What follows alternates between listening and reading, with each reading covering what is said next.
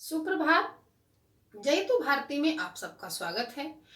आज हम क्षितिज काव्यखंड में उत्साह कविता का अध्ययन करेंगे। इसके कवि सूर्यकांत त्रिपाठी निराला जी हैं। ये छायावाद के पहले ऐसे रचनाकार हैं जिन्होंने अपनी रचनाओं में मुक्त छंद का प्रयोग किया है। इनकी कविताओं में शोषित, उपेक्षित, पीड़ित तथा प्रताड़ित लोगों के प्रति सहानुभूति का भाव है। वहीं शोषक वर्ग व सत्ता के प्रति प्रचंड प्रतिकार का भाव भी है। बादल कवि का प्रिय विषय रहा है, इसलिए प्रस्तुत कविता में कवि बादलों को संबोधित करके आने वाले नए कवियों को भी संबोधित कर रहे हैं कि वे नई कविता का सृजन करें। नाम से ही स्पष्ट है, उत्साह नाम से स्पष्ट है कि कवि इस कविता में लोगों में उत्साह का भाव उत्पन्न करना चाहते हैं और समाज में एक नई क्रांति, एक नई चेतना का संचार करना चाहते हैं। तो आइए कविता पढ़ते हैं। बादल गरजो, घेर घेर घोर गगन धारा धरो। कवि कविता में बादलों को गरजने के लिए कह रहे हैं। आसमान में कवि को बादल आते दिखाई दिए तो कवि उनसे आग्रह करते हैं कि हे बादलों, तुम चुपचाप शांतिपूर्वक न आकर गरजते हुए आओ, क्योंकि जो गरजना है वह किसी क्रांति का पहला कदम होता है। जब तक हमें गर्जना नहीं सुनाई देती तब तक हम उस ओर आकर्षित नहीं होते। शांत और चुपचाप यदि बादल आकर चले जाएंगे, बरसकर भी चले जाएंगे, तब भी लोगों का ध्यान उसकी तरफ आकर्षित नहीं होगा। लेकिन जब बादल की गर्जना सुनाई देती है तो लोगों में जो निराशा की भावना थी, जो गर्मी से तप्त लोग थे, उनके मन में एक आशा का भाव जागृत हो जाता है। इसलिए कवि कह रहे हैं कि बादलों गरजते हुए आओ।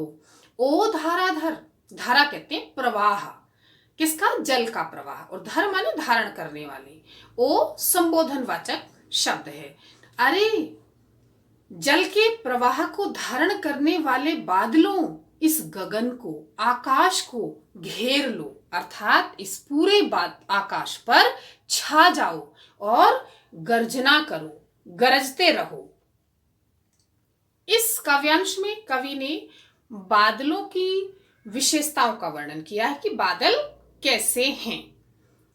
ललित ललित काले घुंघराले बाल कल्पना कैसे पाले, विद्युत छवि उर में कवि नव जीवन वाले, वज्र छिपा नूतन कविता फिर भर दो, बादल गरजो।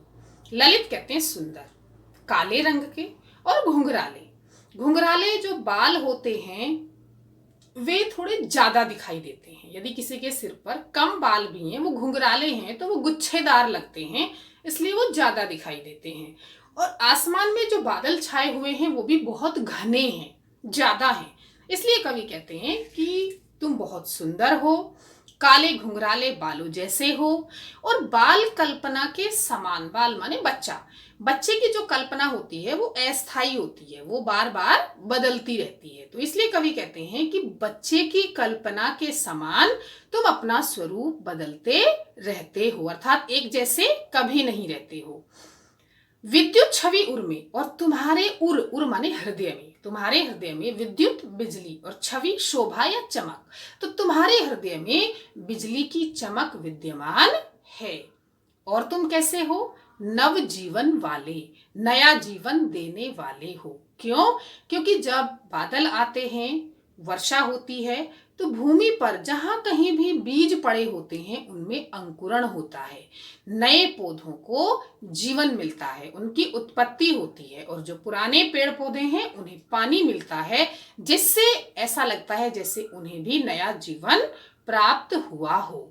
इसलिए कवि कहते हैं कि तुम सुंदर हो, काले घुंघराले बालों जैसे हो, बच्चों की कल्पना के समान अपना रूप परिवर्तित करते रहते हो, तुम्हारे अंदर बिजली की चमक छिपी हुई है, और तुम प्रकृति को और प्राणियों को नया जीवन देने वाले हो। ये विशेषता बताई है कवि ने बादलों की।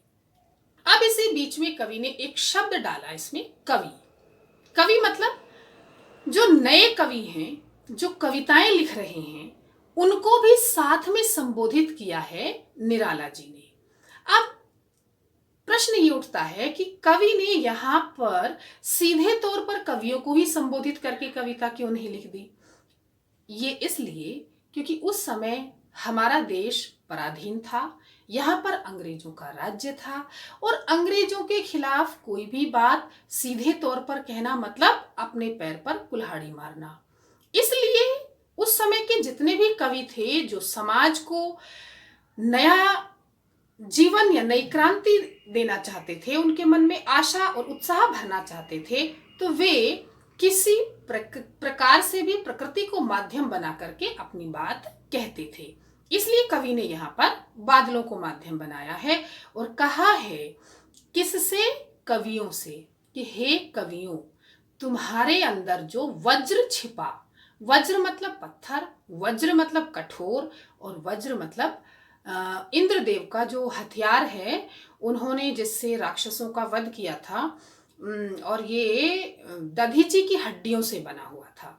तो यानी कि इसके कई अर्थ हैं, लेकिन यहाँ पर वज्र का अर्थ है कठोर। और क्या है कठोर? भावनाएं।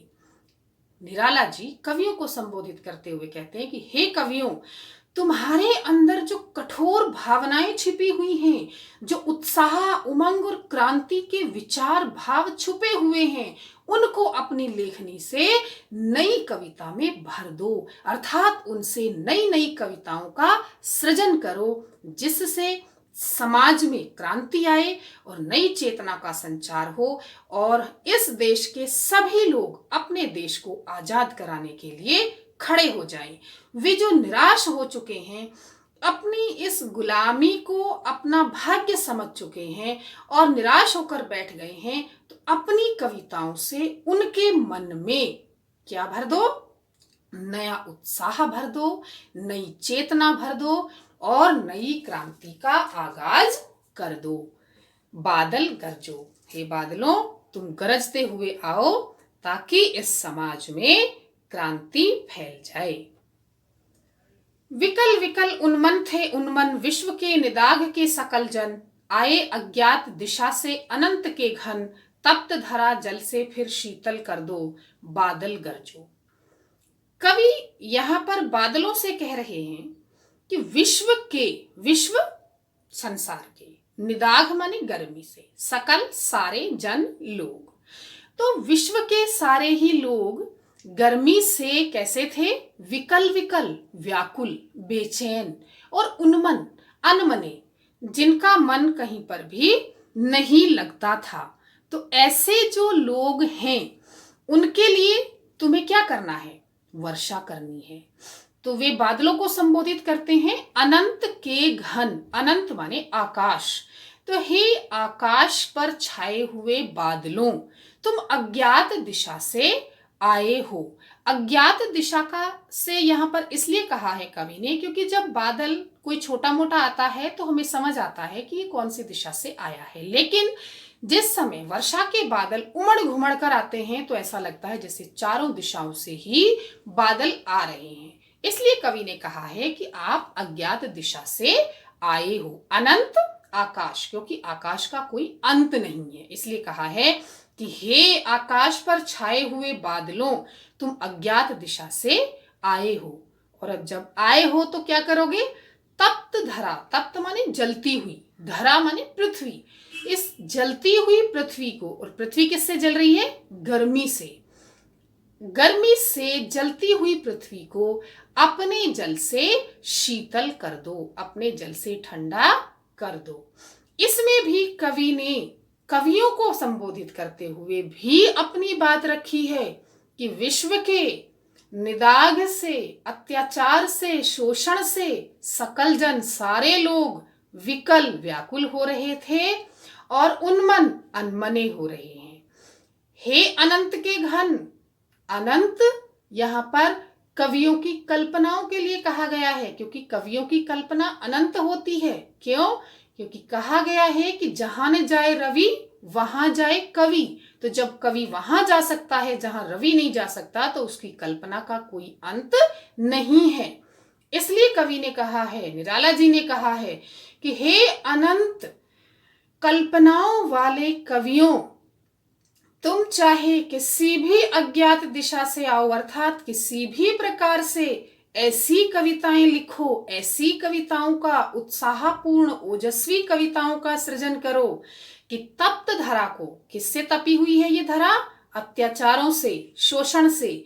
तो इस शोषण और अत्याचारों से जलती हुई पृथ्वी को अपनी नई उत्साह और उमंग से भरपूर कविता से शीतल कर दो। अर्थात इसमें जो निराशा का भाव फैल गया है, उस भाव को आशा में परिवर्तित कर दो। बादल गरजो, हे बादलों तुम गरजते हुए आओ, ताकि इस समाज में, इस प्रकृति में नई क्रांति और नई चेतना का संचार हो सके।